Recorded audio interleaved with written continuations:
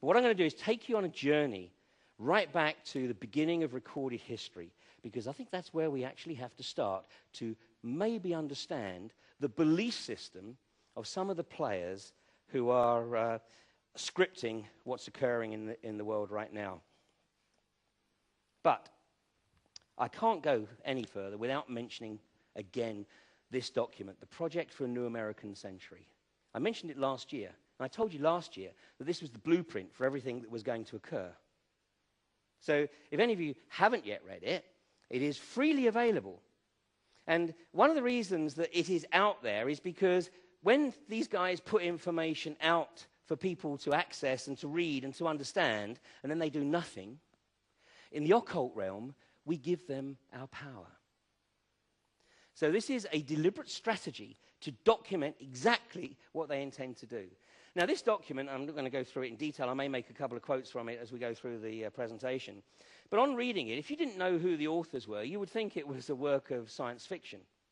I mean, you would think it was the work of, some pretty incredible, maybe perverse individuals, who had gone 1984 and some.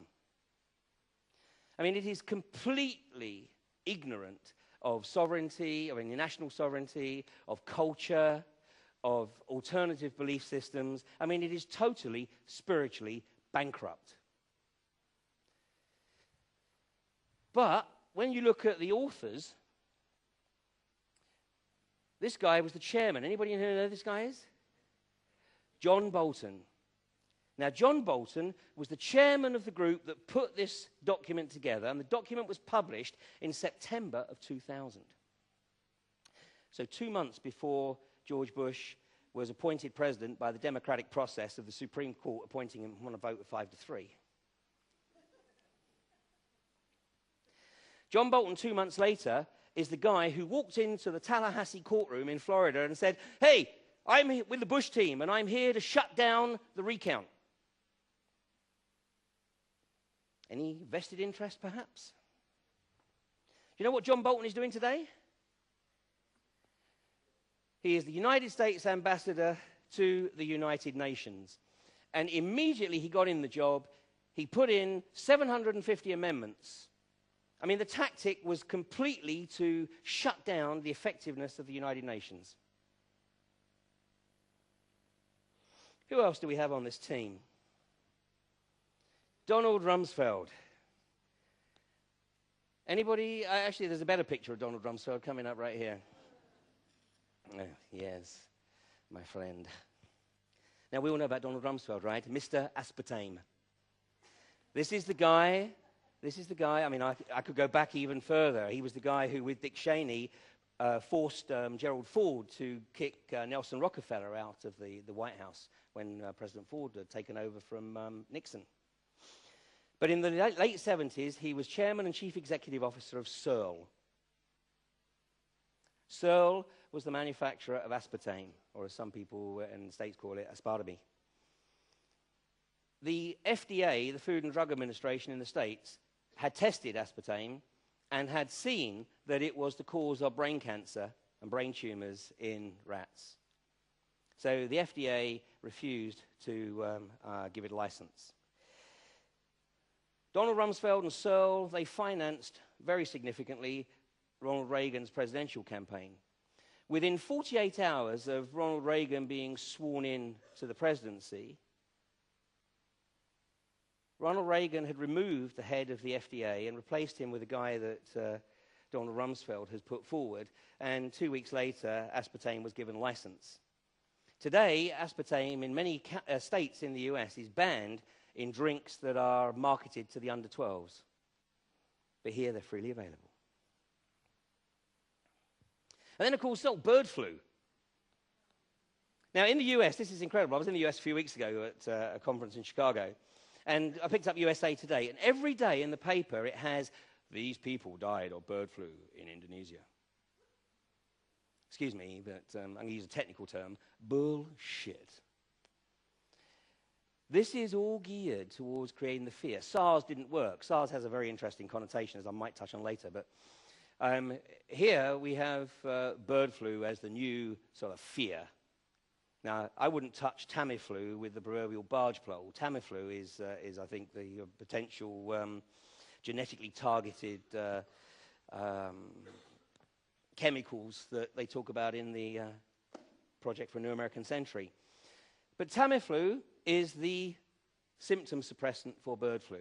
It's your only hope of survival. I thought, hang on a second, this doesn't hang up. So we did a quick bit of research. This is back last sort of September or so when this first hit the media. It didn't take too long to find out that Donald Rumsfeld had been the chairman and chief executive officer of Gilead between 1995 and 2000, when he was appointed into 2001, when he was appointed into the White House. And Gilead had developed Tamiflu and then sold the marketing rights to Roche. So needless to say, all the Tamiflu that has been sold around the world in the last sort of few months, this guy has made significant benefit from. These are some of the other villains. Paul Wolfowitz, very quickly, who was under Secretary of Defense, reporting into Donald Rumsfeld. He's now head of the World Bank. Dick Cheney, of course, was head of Halliburton. Halliburton has become one of the most successful companies since the invasion of Iraq.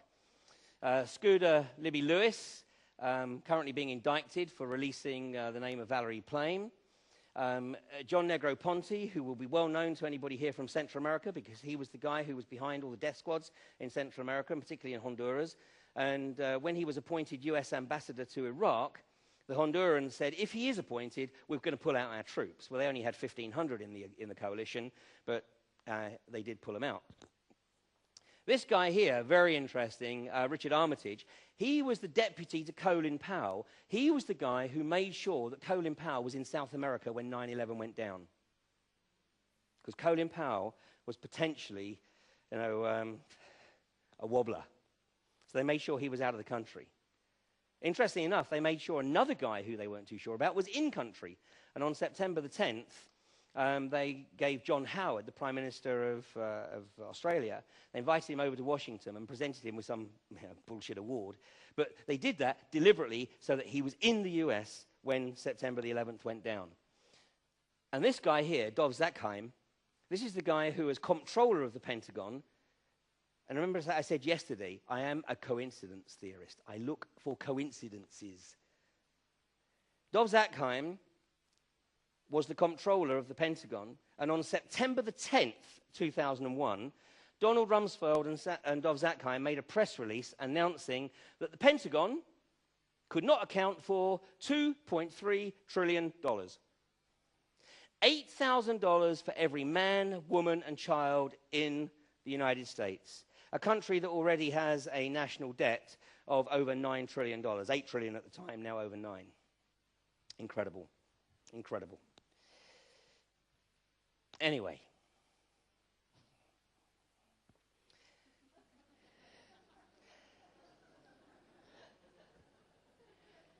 Pathocracy. Government by psychopaths. The term pathocracy was coined by a psychologist who's an octogenarian. He's 88 years of age. And he'd spent much of his early life in Poland. Probably because he was Polish. Makes sense. He's written a dissertation called Ponerology. And he uses the term ponerology to describe the manifestation of evil in politics. And he's looked at how people are identified very early on in their careers. And then they are effectively guided by the powers that be into their positions. And they are molded. Blair and Cameron fit exactly the bill that he describes. Gordon Brown doesn't.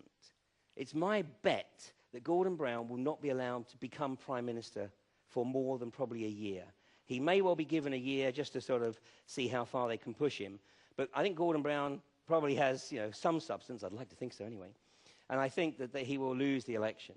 And Cameron is being groomed to take over from Blair. So we have pathocracy for sure.